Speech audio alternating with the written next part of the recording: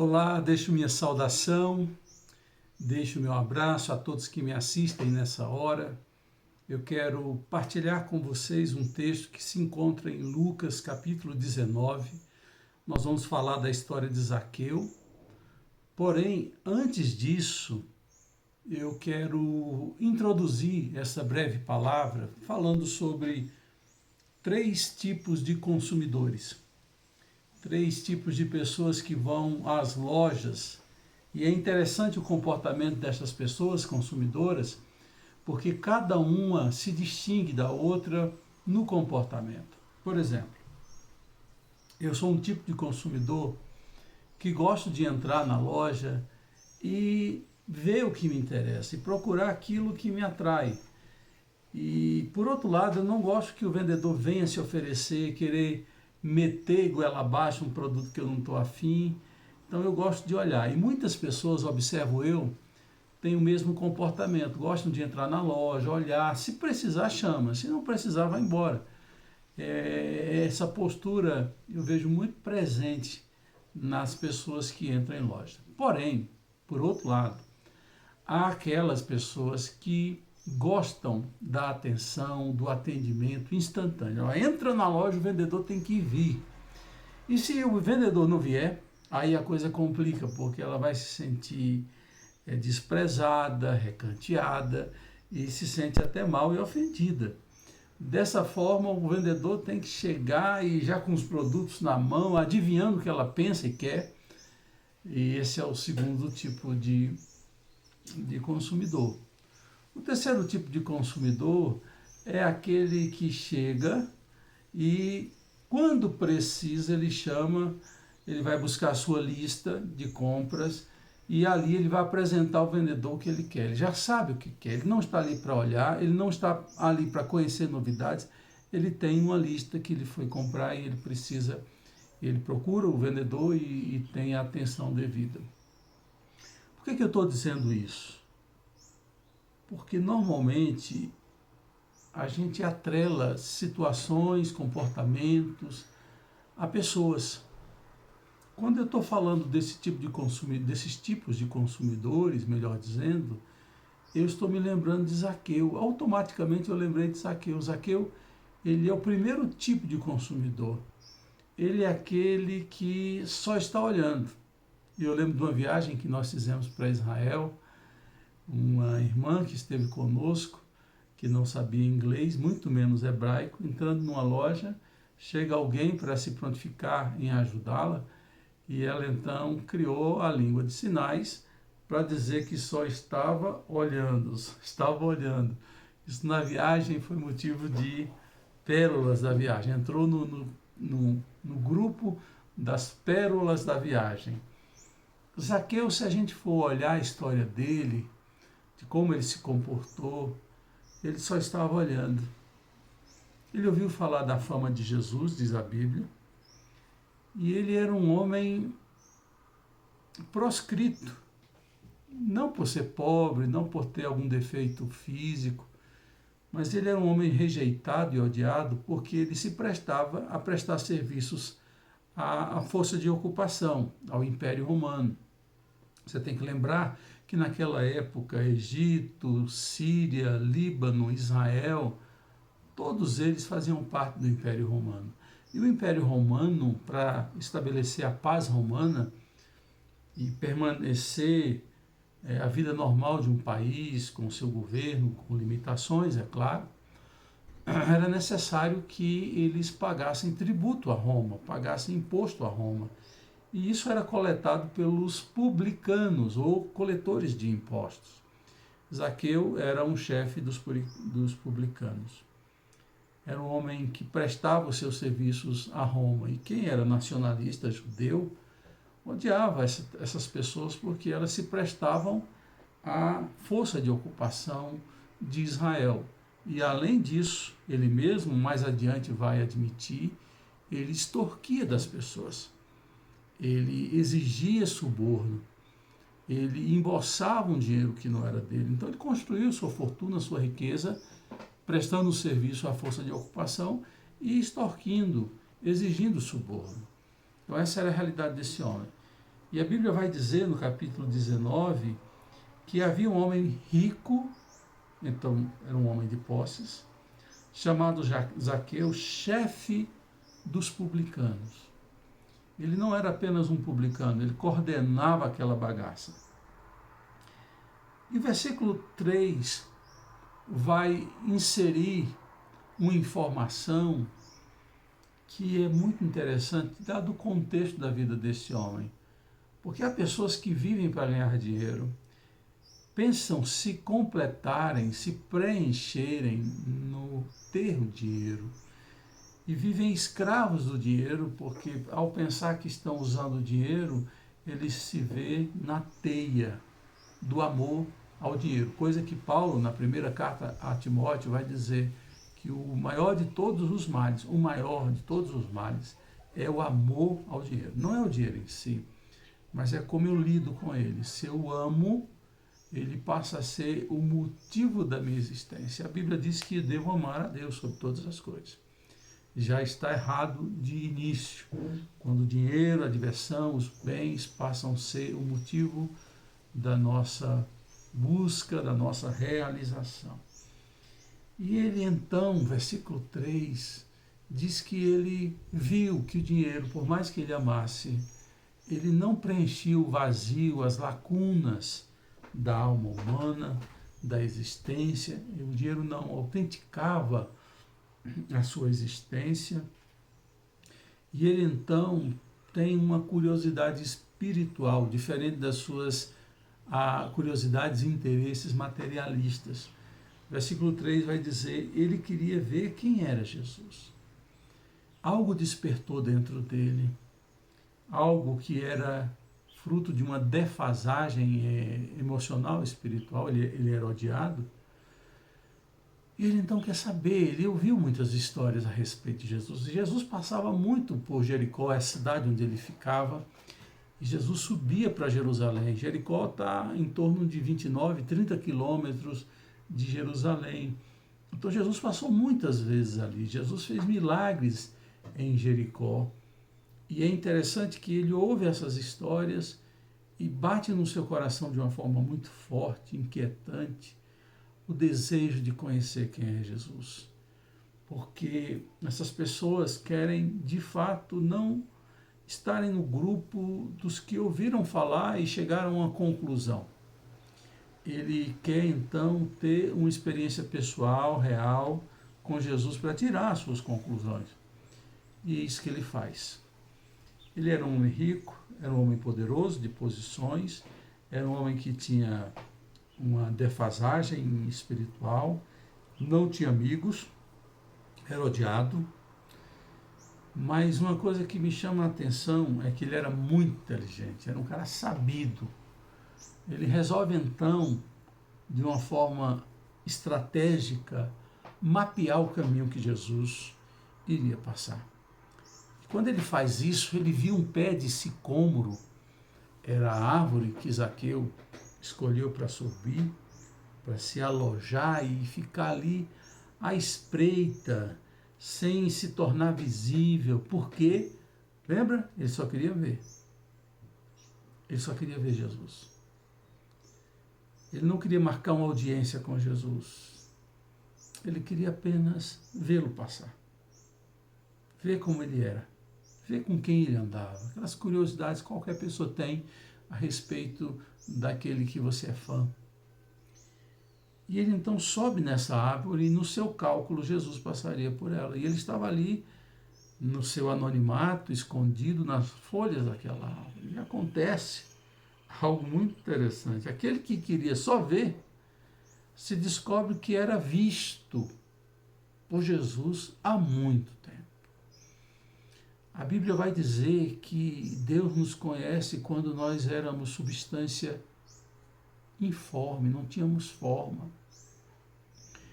A Bíblia vai dizer, e Deus falou para muitos profetas, que ele conhecia o profeta no ventre da sua mãe. Há episódios que Jesus revela segredos e demonstra conhecimento de segredo na minha vida, da sua vida, que você diz assim, como é que ele sabe disso? Isso é muito visível e sintomático quando você vai em alguma igreja, o pastor começa a pregar e você tem aquela sensação estranha ou maravilhosa de que ele está falando só para você, de que ele conhece as suas dores, lamúrias, aflições, medos, desejos, decepções, e a palavra é só para você. É Deus falando com você. E diz a Bíblia que, versículo 5, quando Jesus chegou àquele lugar, olhou para cima e lhe disse, Jesus olhou, Jesus não estava só olhando, se Zaqueu estava só olhando, Jesus não estava olhando. E Jesus diz, Zaqueu, desce depressa. Essa frase, desce depressa, tem uma gama de sentidos e significados espirituais que são maravilhosos. Primeiro, é o Deus que nos conhece pelo nome. Nosso nome é o nome mais especial da face da terra. É maravilhoso quando você sabe que alguém importante sabe o seu nome, quando você é citado por alguém que você admira. Aí você diz assim, poxa, ele conhece meu nome. Uma pessoa que só queria ver quem era Jesus e que pensava que Jesus não queria dar atenção para ele, que Jesus não teria tempo para ele, é impactado, atropelado pelo amor que nos conhece, pelo amor que tem planos a nosso respeito, para o amor que está pronto a perdoar a despeito do que nós somos. É esse amor de Deus, o amor de Jesus, demonstrado e revelado nas Escrituras Sagradas.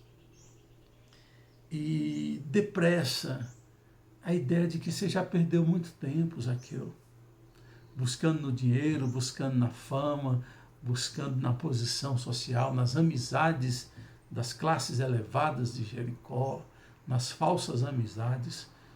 Desce depressa, Zaqueu, você não pode perder mais, além do que você já perdeu. Tem tanta coisa para vivenciar, para experimentar, e você está aí nessa árvore, desce depressa. São essas duas realidades básicas, eu poderia falar mais, mas essas duas verdades, esses dois significados são bastantes para você saber que Ele ama e conhece seu nome, conhece sua vida, conhece seus pecados, conhece suas lutas. Ao mesmo tempo, Ele está aberto para viver um relacionamento com você. E não é para amanhã, depois de amanhã, daqui um ano, é hoje, é descer depressa. E quando Jesus o vê quem pensava que não era visto, e diz isso, versículo 6, diz que houve também uma resposta imediata, instantânea da parte de Zaqueu. Versículo 6 diz, então ele desceu rapidamente e o recebeu com alegria. Isso é sintomático, isso também é esperado daqueles que têm uma experiência religiosa profunda, e não apenas intelectual, mas uma experiência espiritual profunda. Há uma alegria envolvida nessa relação, nesse momento, porque você se descobre amado e percebe que o centro da sua busca é Jesus e você o encontrou e recebeu Jesus. Eu percebo que havia alegria no seu olhar, eu percebi que ele se sentiu amado, que ele poderia sair do seu esconderijo e se expor totalmente, sem medo de rejeição, sem medo de ser acusado. E quando ele desce depressa e recebe com alegria, a Bíblia diz que do nada, Zaqueu acrescenta no versículo de número 8. Não, no versículo, todo o povo viu isso, e ele se hospedou na casa de um pecador, mas Zaqueu levantou-se e disse ao Senhor, olha o que ele disse, olha, Senhor, estou dando a metade dos meus bens aos pobres, e se em alguma coisa extorquir alguma coisa de alguém, devolverei 4 vezes mais. Aqui tem uma coisa que é digna de nota. Primeiro, em nenhum momento dessa história, em nenhum momento, Jesus destacou os pecados, os malfeitos, os erros da vida de Zaqueu. O amor é tão forte, a demonstração de amor de Jesus que aponta a disposição de perdoá-lo, é tão forte que esse homem é constrangido por este amor, a tomar uma decisão, a querer um relacionamento profundo, baseado no amor e na verdade, que ele sabe que os seus pecados são evidenciados quando o amor de Deus vem sobre nós. É essa experiência que Isaías teve no capítulo 6 do seu livro, quando ele diz, ai de mim, quando ele viu a santidade, o amor, a glória de Deus, assentado em um alto e sublime trono, ele olhou para si, é inevitável. Quando você olha para Deus e vê sua grandeza, amor e santidade, você olha para si e você contrasta, você compara e vê sua miséria. E ele então é convencido pelo Espírito Santo. Eu sei que muitos pregadores, para se sentirem superiores, começam a apontar as falhas e defeitos dos outros como se ele fosse imune. Os outros sim fossem pecadores, mas ele fosse imune. Eles colocam no alto sublime trono o pregador, e os outros são imprestáveis. Tem muitos pregadores que fazem isso. A intenção deles não é levar o pecador ao arrependimento, parece que é assim, mas sim de conseguir colocá-los num buraco mais profundo, como se para que eles se sentissem imprestáveis, irrecuperáveis. Jesus não diz que ele é ladrão, Jesus não diz que ele aceita suborno, Jesus não diz que ele vive na vaidade dos seus pensamentos, Jesus não diz que ele é um homem falso. Jesus diz assim, Zaqueu, eu quero ir na tua casa hoje, desce depressa. E esse homem toma uma decisão. E é inevitável, quem conhece Jesus, quem se aprofunda no relacionamento com Deus, vai tomar decisões. E a palavra decisão vem de cisão. Cisão é ruptura. Quem toma uma decisão para o resto da vida, de ser um seguidor de Jesus. E este homem toma uma decisão de dar metade, ele fica com a outra metade. E alguém pode dizer assim, mas ele ficou com muita coisa. Sim, pode ser. Mas dessa metade, ele assume um compromisso público de devolver 4 vezes mais aquilo que ele havia extorquido, aquilo que ele havia recebido de suborno, uma vida toda de trabalho. Aqueles que aparecessem e ele lembrasse, ele estava agora obrigado a devolver. Era uma decisão muito forte, muito radical, porque ele viveu para o dinheiro até então. Agora ele estava pronto a viver sem dinheiro, viver na simplicidade. É uma mudança radical de vida, de estilo de vida. Não é qualquer um que faz isso. É alguém que está impactado, profundamente atingido por uma experiência de vida, de transformação, de entender o verdadeiro sentido da vida. É isso que faz com que pessoas tomem decisões que os outros de fora olham e dizem, não é possível, fulano está endoidou, enlouqueceu. Bom, é melhor viver em paz na consciência do que e dormir e se descobrir alguém que está se enganando e enganando os outros. Quando ele fala isso, Jesus vai dizer, no versículo de número 8, versículo de número 9, melhor dizendo, hoje houve salvação nessa casa. Você já pensou alguma vez por que Jesus disse isso? Por que Jesus é capaz de identificar quando alguém tem a salvação espiritual? Alguém pode dizer, é pela evidência da fé. Sim, eu concordo. Mas como a fé, ela produz frutos, e os frutos são aqueles frutos dignos do arrependimento, Jesus vai falar isso em Mateus, logo no começo de Mateus. Então, o fruto digno do arrependimento evidencia a presença de fé. Não me fale de fé infrutífera, uma fé que está apenas nos lábios, mas que não se evidencia nas ações. Quando Jesus viu a ação, a coragem, a determinação de tomar a decisão que esse homem tomou, ele diz, hoje houve salvação nessa casa. Tem muita gente dizendo que tem fé, que foi salvo por Jesus, mas não há evidência de ações de que, de fato, ele creu. E se creu, ele tomou decisões. Há muitas pessoas que só querem ver Jesus e vivem até hoje nessa dinâmica de irem à igreja, grupos familiares, festividades religiosas, mas eles estão ali só para ver. Eles não estão ali para se relacionar. Enquanto você ficar na postura de cima de árvore, só vendo Jesus passar, você não vai ter coragem de tomar decisões e você não vai estar em condições de ser abençoado profundamente. Essa é a mensagem que eu quero deixar para você refletir. Para você não viver atrás de coisas que são materiais e passageiras e efêmeras que satisfazem momentaneamente. Eu queria muito que você descobrisse o verdadeiro sentido da vida, que é conhecer Jesus Cristo. E Ele dizer, hoje houve salvação nessa casa. Vamos orar? Pai amado, querido Deus, obrigado por teu amor que se revela a cada instante, a graça maravilhosa que nos alcança. Obrigado por esse amor que não vê as nossas falhas e defeitos, e quando vê na possibilidade de uma transformação e de concessão de perdão.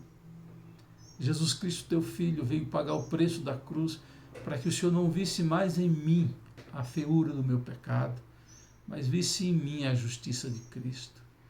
Obrigado por esse amor que insiste e que restaura vidas. Obrigado porque a história de Zaqueu é a história de cada um de nós que tenta viver essa vida apartado do Senhor. E a bênção maior que temos hoje é de saber que enquanto a gente quer só olhar para o Senhor já está olhando para nós há muito tempo.